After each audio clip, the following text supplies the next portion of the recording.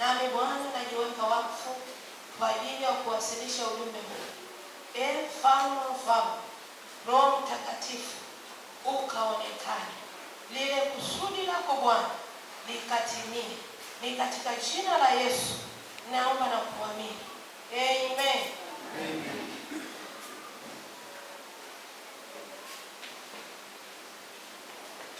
Kitabu cha Torati sura ile ya 8 mstari wa 11 hadi ule wa 18. Biblia inasema, jihadhari usije ukamsahau Bwana Mungu wako kwa kuto kuzishika amri zake na hukumu zake na sheria zake ninazokuamuru leo.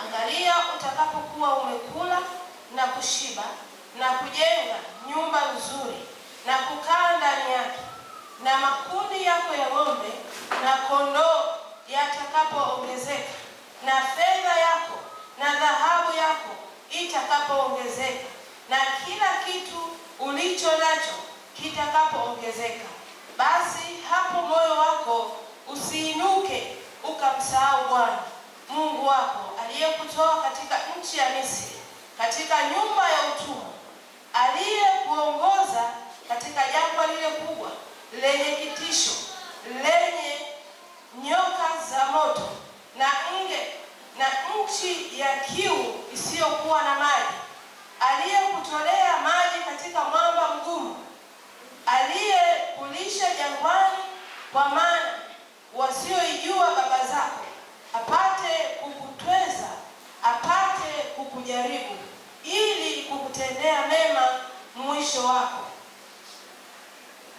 Mstari 17, hapo usiseme moyoni mwako, nguvu zangu na uweza wa mkono wangu ndio ulionipatia utajiri huo, bali utamkumbuka Bwana Mungu wako, maana ndiye akupaye nguvu za kupata utajiri, ili alifanye imara agano lake alilowapa baba zako, kama hivi leo.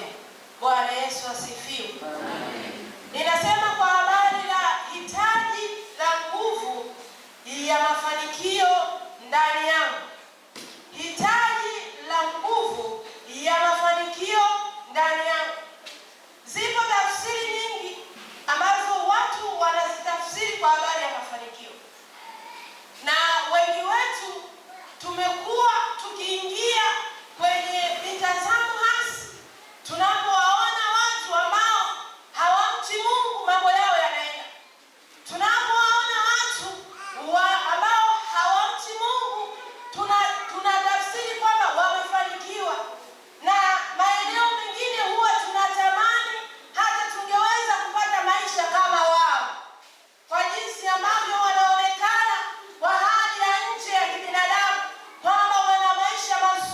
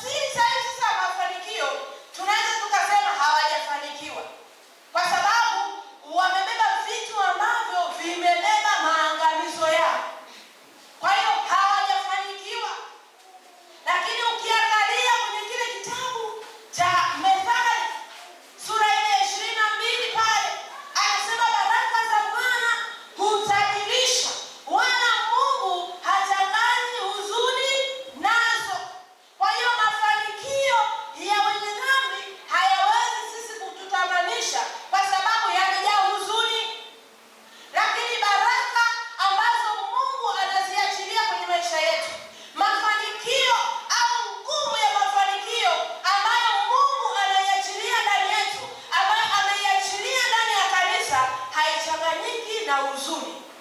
Yenyewe imebeba ushuhuda, yenyewe imebeba amani, yenyewe imebeba furaha, yenyewe imebeba matumaini.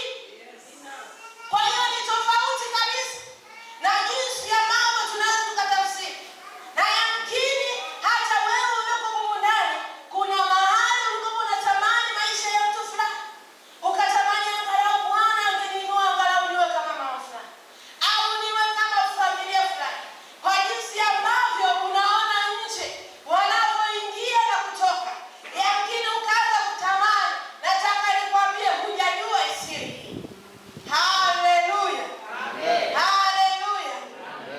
Na mafanikio yaliyo ndani ya Kristo huwa yanadumu, huwa ni ya kudumu. Ukiangalia kwenye kile kitabu cha Matendo sura ile ya 4, jinsi ambavyo mitume walivyokamatwa wakapelekwa kwenye ile baraza, wakati wanajadiliana jinsi ya kuwahukumu wale Mafarisayo, mmoja wapo Gamalieli akajitokeza akasema, Bwana, hili jambo tuliamua kwa usahihi, tusije tukapishana na nani? Na Mungu. Kwa sababu walikuwepo watu waliokuja kama hawa, lakini hawakudumu. Lakini jambo hili kama linatoka kwa Bwana litadumu, la sivyo halitadumu. Kwa hiyo mafanikio yanayotokana na Mungu ni ya kudumu, ni ya kudumu, ni ya kudumu. Usitamani mafanikio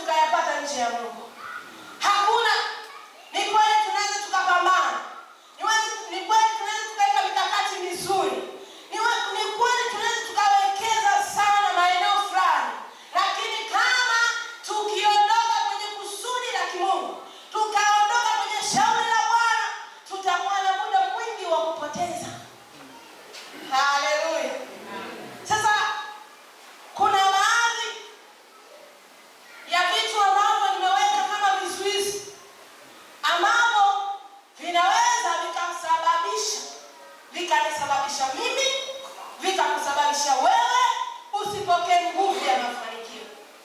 Usipokee nguvu ya mafanikio. Hii nguvu ninayosema ni nguvu ya Roho Mtakatifu, ambayo ikiingia kwa wingi ndani yako inaondoa vikwazo vyote vya umaskini. Kama ni ugonjwa unaondoka, kama ni changamoto ya kwenye familia inaondoka. Hakuna ambacho kinaweza kikasimama mbele ya hii nguvu ambayo Mungu akiachilia ndani yako, mambo yanakaa sawa. Mambo yanakaa sawa. Kiangalia wana wa Israeli wakati wanaingia kwenye ile Yeriko. Yeriko ulikuwa ni ukuta mkubwa sana, na wanatheolojia wanasema kwamba upana wake ulikuwa gari zinapishana.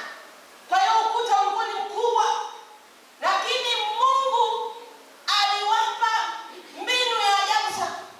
Wakati anataka kuiachilia hii nguvu, akasema nyie imbeni tu, zungukeni mkiimba tu.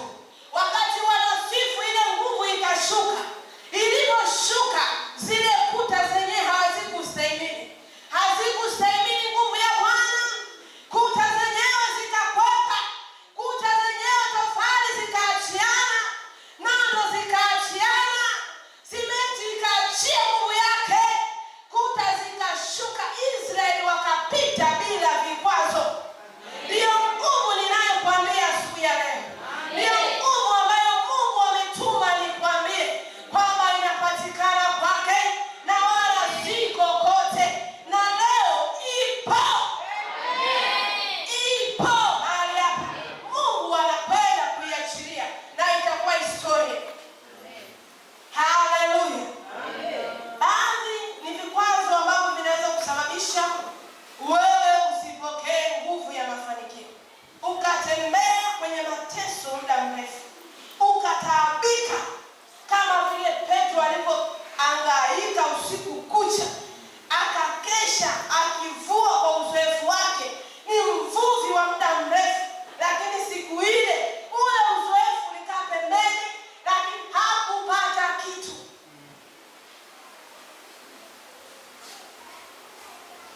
Namba moja, kumsahau Bwana. Vitu ambavyo vinaweza vikasababisha usipokee nguvu ya mafanikio ni kumsahau Bwana kwenye maisha yako.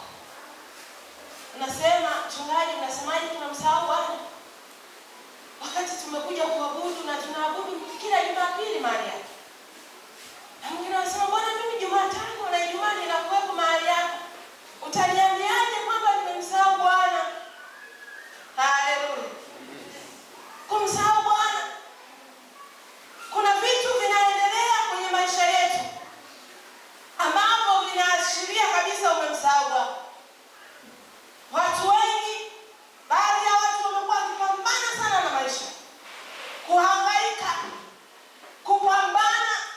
Muda wa kulala unapunguzwa, muda wa ibada unapunguzwa, muda wa maombi unapunguzwa, muda wa kusoma neno unapunguzwa. Ibada ya Jumatano inaondolewa, ibada ya Ijumaa inaondolewa, na ya Jumapili pia muda mwingine inaondolewa au inakatwa. Msahau Bwana. Msahau Bwana. Napambana. Mstari wa 17 na upenda sana. Ona mstari wa 17. Na upenda sana. Anasema hivi, hapo usiseme moyoni mwako, nguvu zangu na uwezo wangu. Tunafuatilia wote? Hapo usiseme moyoni mwako, nguvu zangu na uwezo wa mkono ndio ulionipatia nini? Utajiri. Kuna watu tunapambana kupata utajiri, angalau ni kweli maisha yetu yamejaa uhitaji. Unajaribu kufosi huku na huku angalau kupunguza makali ya maisha.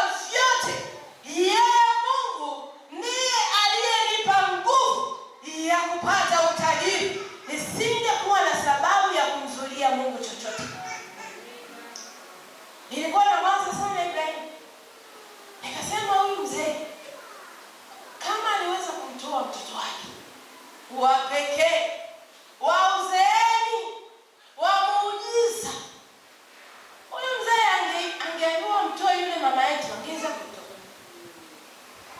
Yaani Mungu angemwambia namtaka na Sara, anempa. Viwango vya kujua vyote vinatoka kwa Bwana. Viwango vya kujua vyote vinatoka kwa Bwana. Nataka hili neno liingie kwenye akili yako, iligande. Bwana amenituma nikwambie hivi, yeye ndiye Mungu akupaye nguvu za kupata nini?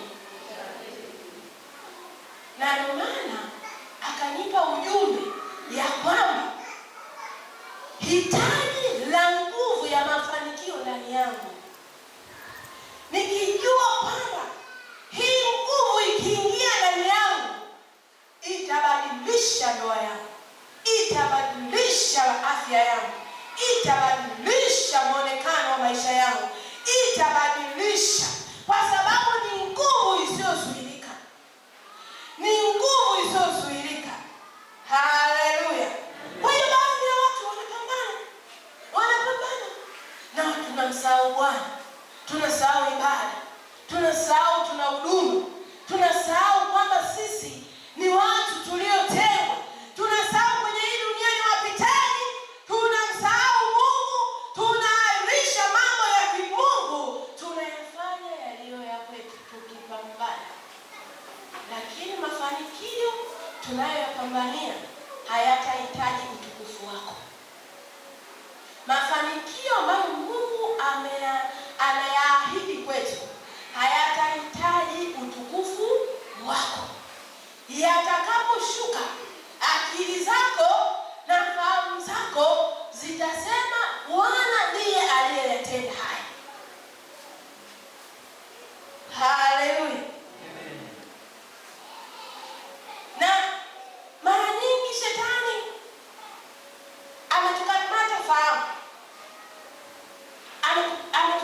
fahamu, na anatupoteza mwelekeo. Tunapojihisi umejilinda na uzinzi na uongo na ulevi na vingine ambavyo vimeorodheshwa, unajipambania na yamkini uoga unaomba peke yako. Lakini kuna vitu ambavyo ninavyohubiri, Roho Mtakatifu kwa sababu amenituma na nina uhakika naye, anakusemesha maeneo ambayo umemsahau Bwana. Anakusemesha kwamba wewe ulipewa wajibu fulani, wewe umeacha hichi, wewe umeacha hichi. Na ndio maana anasema tuwe na shauku la kuhitaji nguvu za Mungu kwa upya, ili uhai ukatokee, ili uhai ukapatikane, ibada halisi zikatokee ndani yetu, ili Bwana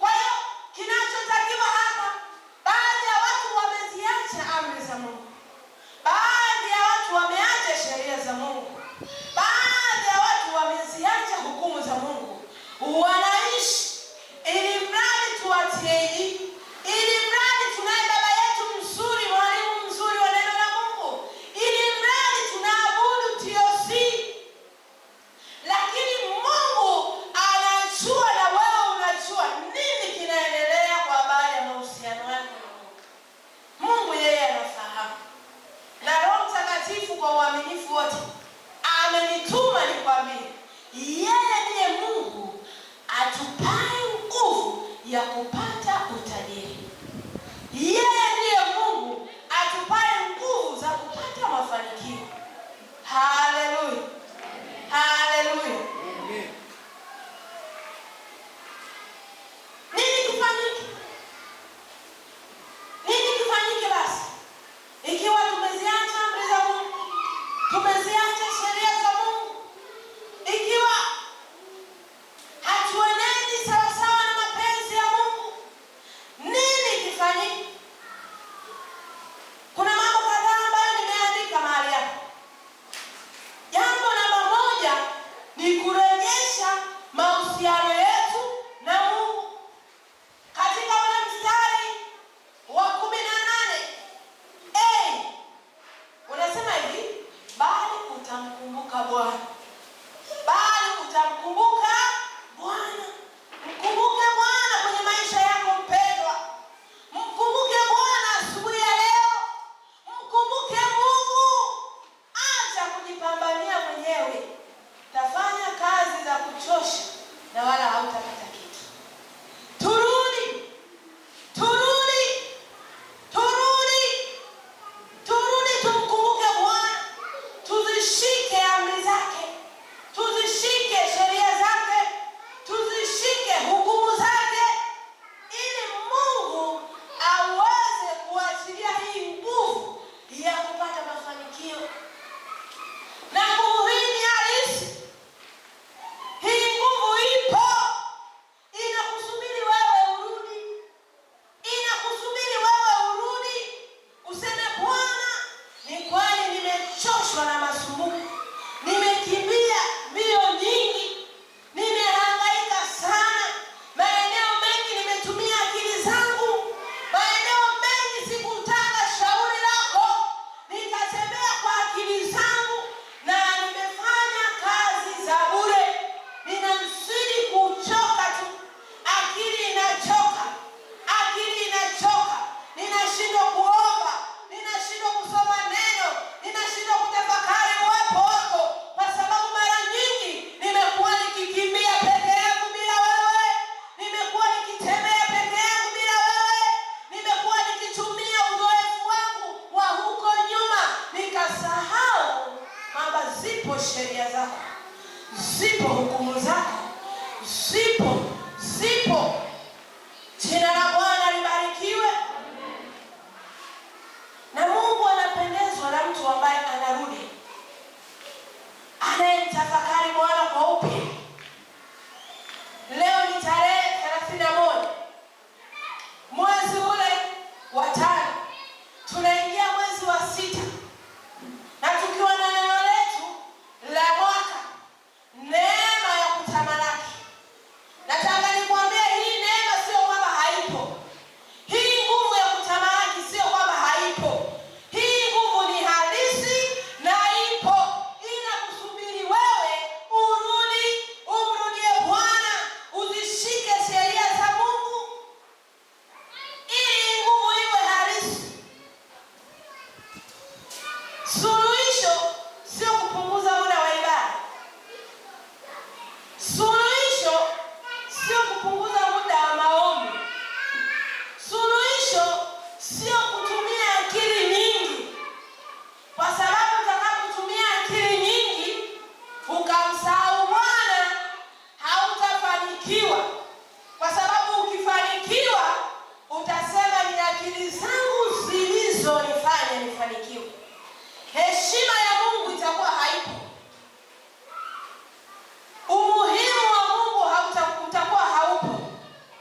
Mungu anataka urudi, umche yeye, umwangalie yeye, uliangalie kusudi lake, alafu utazame lile atakalolitenda. Kama Habakuki alivyosema, nitasimama nitazame lile Bwana atakalofanyaje, atakalolitenda. Ndugu yangu, simama na Mungu. Simama na Mungu. Kupambana peke yetu hatuwezi. Kupambana kwa akili zetu hatutatoboa. Tukizisahau sheria za Mungu hatuwezi kufanikiwa. Tutaishia kuwa wahitaji mpaka Yesu anarudi.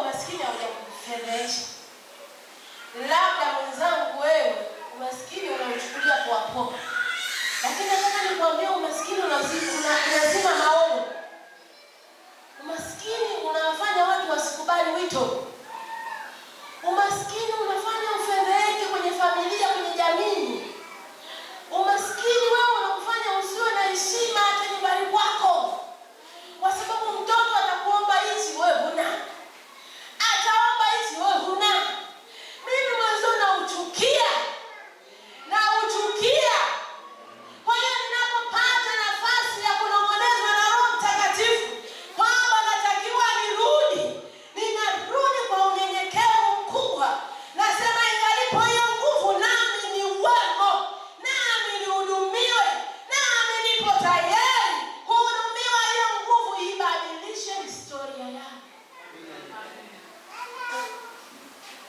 Nikujengesha huku wewe. Tusijipambanie. Tusitumie akili zetu. Tusitumie uzoefu wetu. Hatutafanikiwa. Turudi, turejeshe ibada halisi. Turejeshe ibada halisi. Tukubali kuongozwa na Roho. Tukubali kuongozwa na Roho. Roho Mtakatifu ni mzuri sana. Roho Mtakatifu ni mzuri sana. Kwa habari ya idea za biashara, Roho Mtakatifu ni mtaalamu. Ni mwalimu mzuri. Kwa habari ya afya, Roho Mtakatifu ni mponyaji.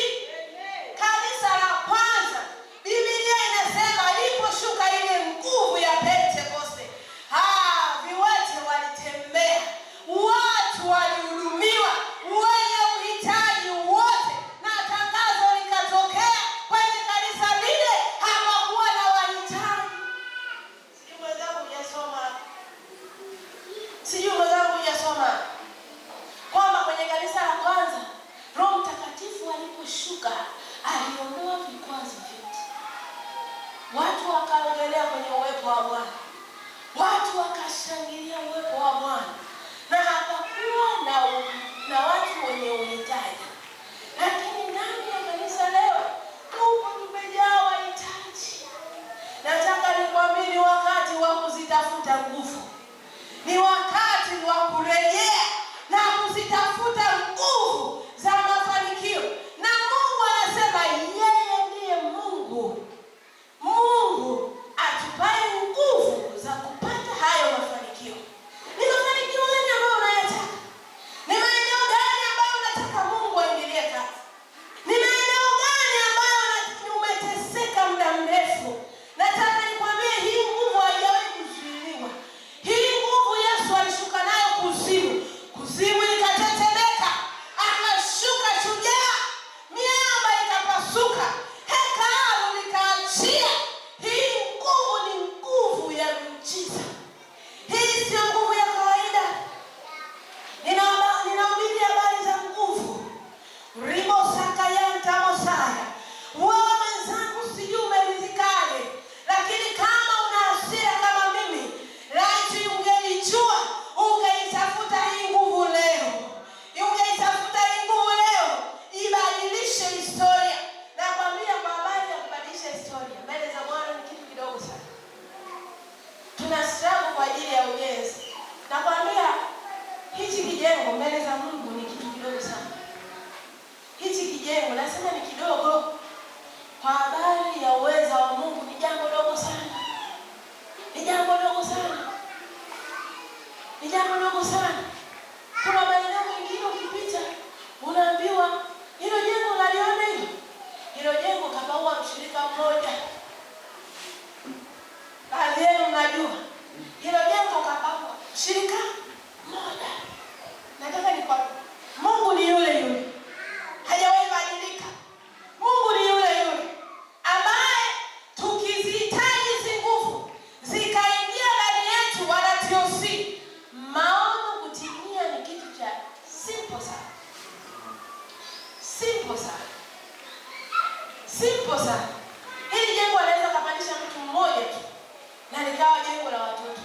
Hili hapa ambalo tunahangaika kuchangishana na kwambia tunachangishana. Lakini tukikubali kwa pamoja, tukamwambia Mungu, tunarudi. Tunazishika sheria zako. Tunarudi, tunakutafuta, maana wewe ndio umesema ya kwamba kwako kuna nguvu za kupata utajiri, za kupata mafanikio. Nasi wanatiosi tunazitaka, maana huu ni wakati wa kukujengea Bwana nyumba ya heshima, nyumba ya kukutwalia wewe utukufu, nyumba ambao vizazi vyetu watakuabudu wewe. Ni haja ya moyo wangu kwamba ukubali kurejea, ukubali kuitafuta hii nguvu, na hii nguvu ipo tayari. Mungu amekwisha kuiachia. Yeye amenituma nikwambie, yeye ndiye Mungu wa Ibrahimu, Isaka na Yakobo, na yeye ndiye Mungu akupaye wewe nguvu ya kupata mafanikio. Hakuna sehemu nyingine ambayo tunaweza tukapata mafanikio pasipo kuzitafuta hizi nguvu za Roho Mtakatifu, hizi nguvu za Mungu. Lakini zipo faida, zipo faida endapo tutakubali wapendwa kuzitafuta hizi nguvu. Zipo faida kama tutatembea na hizi nguvu. Faida ambayo nimeiona kubwa, namba moja, tutafanya kwa shabaha. Tutafanya mambo yetu kwa shabaha. Bwana Yesu asifiwe.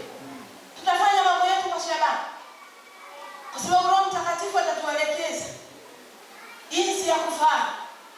Wapo watu wana mitaji lakini hajui afanye biashara yake. Wapo watu wanahangaika kwamba nini nifanye ili tuweze kugusa maisha yangu. Lakini tukiwa na hizi nguvu, Roho Mtakatifu atatuelekeza. Na mimi ni shuhuda wa hizo nguvu. Roho Mtakatifu mara kadhaa amekuwa akinielekeza, fanya jambo fulani, na ninapoenda kufanya matokeo yanakuwa ni makubwa, kwa sababu tunakuwa tunafanya kwa shabaha. Tuna uhakika kwamba Mungu amenisemesha, na ninapoenda kufanya ninafanya kwa sababu Mungu ndiye aliyeniambia nifanye. Kwa hiyo ninaamini Bwana anakwenda kutenda, na wala sio mimi, wala sio akili zangu. Kwa hiyo tutaenda kufanya kwa matokeo yatakuwa ni makubwa sana. Bwana Yesu asifiwe. Jambo namba 2, endapo tutatembea na hizi nguvu kama kanisa la Bwana, kama wana TOC, tutakuwa na matokeo makubwa ya kiuchumi na kihuduma. Matokeo makubwa yatatokea ya kiuchumi na kihuduma. Huduma itakuwa kubwa na uchumi wetu utabadilika, kwa sababu hatutakuwa tunaenda kwa akili zetu. Unajua hatutakuwa tunakimbia. Tutakuwa tunatulia chini ya uongozi wa Roho Mtakatifu. Roho Mtakatifu atatuelekeza. Atatuambia nendeni leo mkahubiri Injili, msiende kwa kipara. Nendeni fundi basikeli pale. Msiende leo, msielekee huku. Nendeni pale kwa ustazi, mkahubiri pale. Kifika pale mkahubiri, mnakuta watu wanamkimbilia Yesu. Matokeo yanakuwa makubwa. Lakini uwepo wa Bwana utakuwa katikati yetu, kwa sababu mimi natembea na nguvu, wewe unatembea na nguvu, wewe unatembea na nguvu. Tutakapokutana kwenye ibada inakuwa halisi. Ibada inakuwa na madhihirisho makubwa ya nguvu za Mungu. Roho Mtakatifu hapati shida, anaingia, anatuhudumia. Kanisa la Bwana linasonga mbele. Lakini nguvu ya kiuchumi itakuwa kubwa sana, kwa sababu katikati yetu hakutakuwepo na mhitaji. Hakutakuwepo na mhitaji. Hakutakuwepo na mhitaji. Hakutakuwepo na mhitaji, kwa sababu nguvu inatembea, ile nguvu ya Roho Mtakatifu, kwa sababu imeambatana na baraka za uponyaji. Imeambatana na kila uhitaji wa mwanadamu. Ile nguvu imekamilika. Ikiingia ndani ya kanisa, kanisa linakuwa ni kanisa la tofauti. Hiyo ndio faida.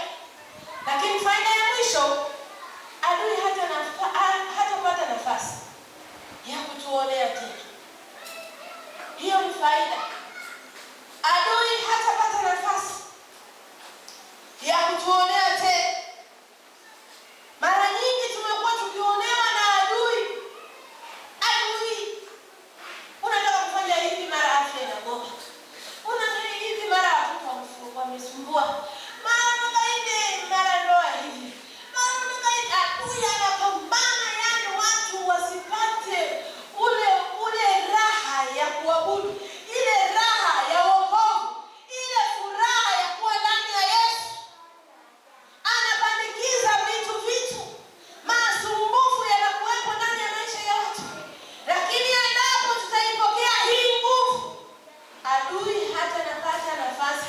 tuonee.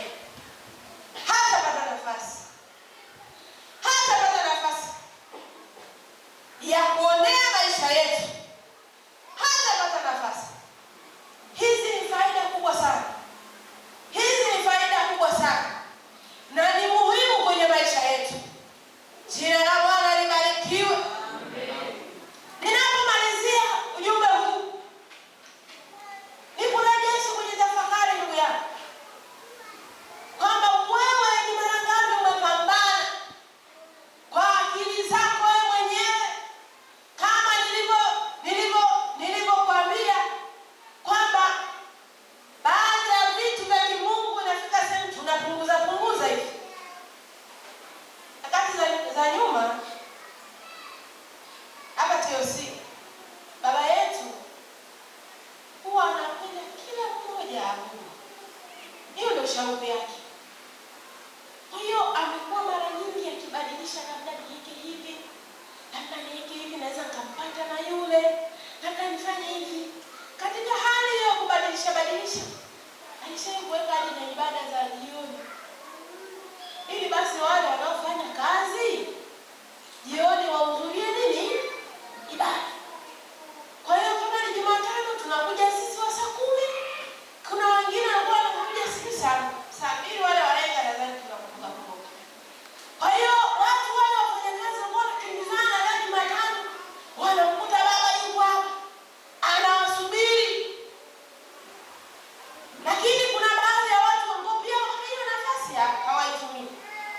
Ninampenda sana Pastor Nigula, Pastor Emma, wakati mwingine alikuwa ananipa shuhuda kwamba yaani huko kazini inafika siku ya ibada anatafuta kanisa la TG.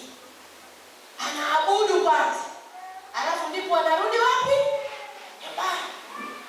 Sasa tunapohangaika na haya maisha, ni kweli huko ndani hata ningemuuliza mtu mmoja hakuna matokeo. Na kama kungekuwa na matokeo, basi Roho asingenituma. Basi Mungu asingenituma leo nikwambie. Si umeelewa Yaani kwa sababu Mungu amenituma nikwambie, na maana tumehangaika sana. Hakuna kitu. Sasa leo tarehe 31, tunaenda tarehe 1, tuvuke na nguvu. Mambo yatokee.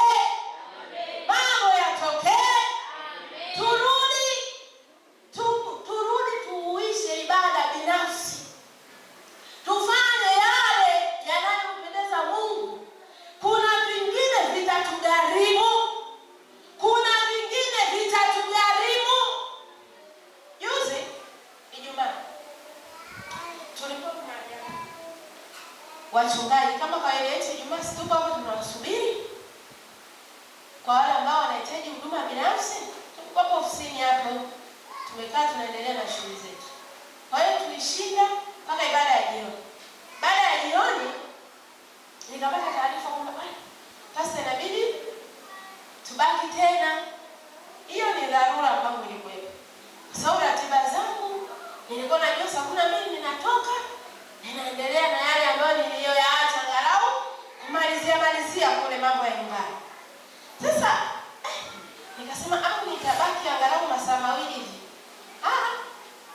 Nasema hapana, kama unabaki utabaki mpaka saa 3. Ila kama hautabaki bali bora uondoke tu. Lakini kama utabaki, ubaki mpaka 6. Hakuna kukatisha. Kwangu nikasema wewe, sio jambo kubwa wala nitabaki. Nikapima mzani. Na kwa sababu Mungu alishanifundisha ujumbe huu kwamba yeye ndiye Mungu anipae nguvu za kupata utajiri, na huku ananitaka yeye, nikasema nina tena kwa moyo mweupe, tena kwa amani tele. Nikabaki na nikatulia, alafu nikajisikia moyoni Roho Mtakatifu ananiambia, "Ongi sana. Umefanya maamuzi mazuri." Tunaposema tunarejea kwa Bwana, tunauisha ibada.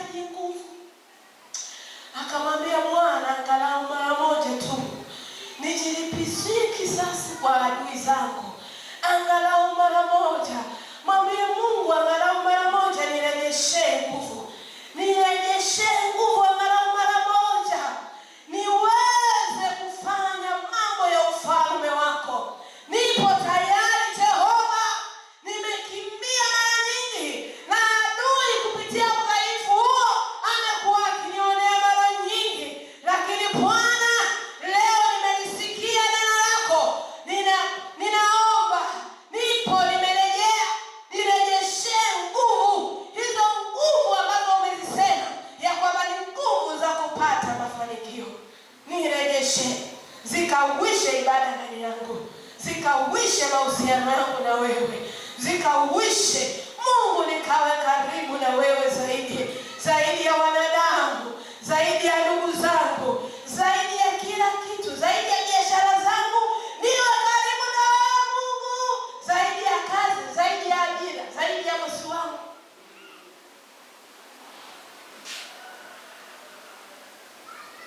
Mungu amenituma nikwambie Bwana TUC ya kwamba yeye ndiye Mungu akupaye nguvu za kupata huo utajiri.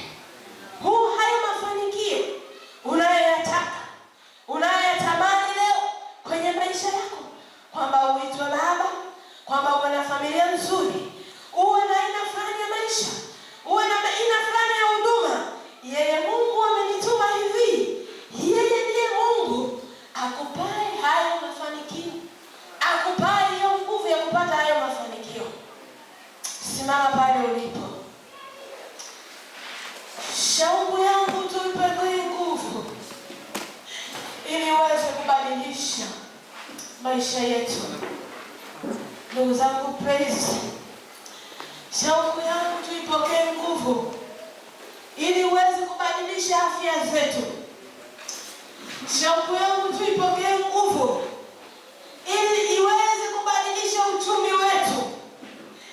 Shauku yangu tuipokee nguvu ili iweze kubadilisha watoto wetu.